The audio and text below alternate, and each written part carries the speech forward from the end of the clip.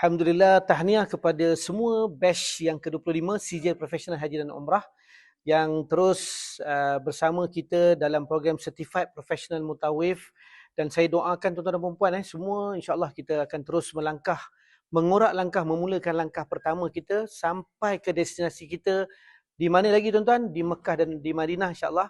Dan kita saksikan momen-momen indah kita dalam CJ Professional Haji dan Umrah. Dan saya doakan juga tuan-tuan dan puan akan terus menjadi seorang mutawif dan mutawifah yang profesional yang bakal membimbing para jemaah di Tanah Suci nanti. InsyaAllah. Jumpa lagi nanti. Assalamualaikum warahmatullahi wabarakatuh. Apa khabar semua?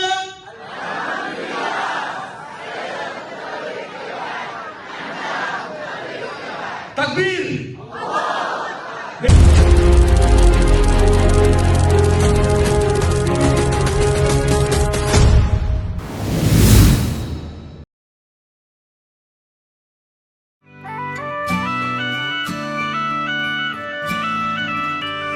You could try to turn off the sun, I'm still gonna shine away, yeah, and tell everyone we're having some fun today.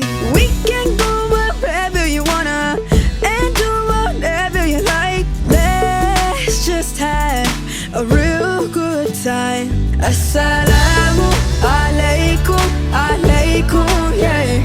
Assalamu alaikum, alaikum. Apa khabar semua? Alhamdulillah, saya mutawif hebat. Assalamu alaikum. Tengok kiri dan kanan, lemparkan senyuman yang paling manis.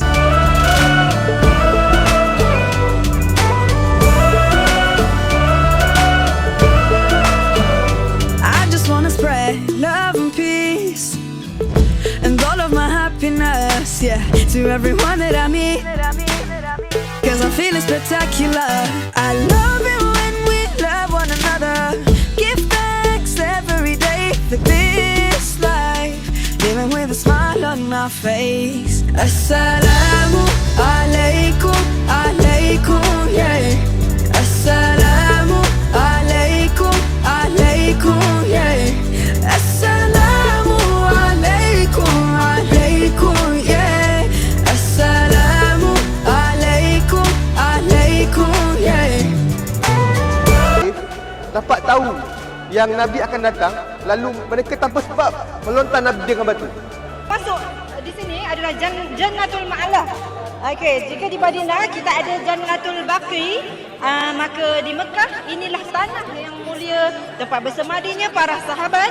Ya, seperti yang sedia maklum kita semua tahu, yang Nabi dilontar, dicaci, dihina dengan pelbagai insiden yang sangat-sangat menghiburkan diri kita sebenarnya. Assalamu alaikum. Dan ketika kita pergi umrah tu, kita dibimbing oleh seorang mutawif.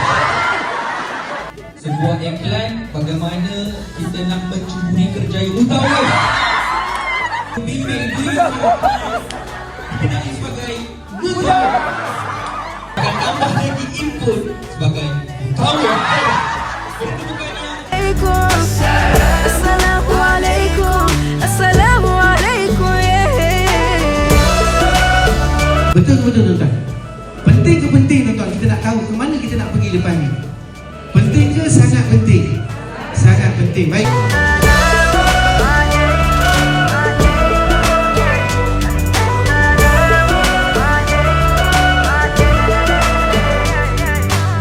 Spread peace on the earth, cherish the love that is around us. Spread peace on... Kita nakkan keyakinan